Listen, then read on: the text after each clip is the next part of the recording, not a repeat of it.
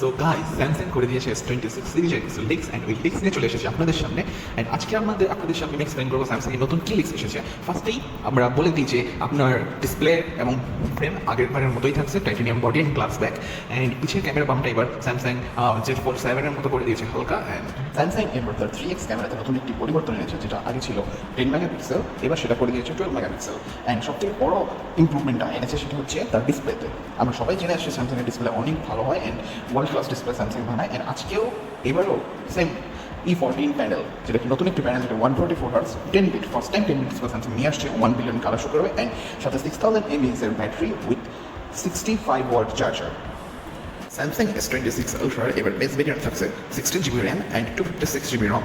And special যে privacy ডিসপ্লেটার ব্যাপারে স্যামসাং বলেছে সেটা হচ্ছে আমরা যে নর্মাল প্রাইভেসি প্রোটেক্টর কিন্তু আমাদের ফোনের জন্য, যেটা আমাদের সাইডে থেকে অন্য কেউ যাতে আমাদের ডিসপ্লের কন্টেন্ট বা অন্য কিছু দেখতে না পারে, এই জন্য এটা ইনশিওর করতো। সো সেটা এবার স্যামসাং তার ডিসপ্লের ভিতরে দিয়েছে, যেটা একটা হার্ডওয়্যার অ্যান্ড AI নিয়ে দুটো মিক্স করে কাজ করবে। সো দেখা যাক এটা কেমন কাজ করে। আর নতুন ইমপ্লিমেন্ট স্যামসাংয়ের ভালো হবে। সো নেক্সট কোনো লিক জানার জন্য সাথে থাকুন, ভালো থাকুন, বাই।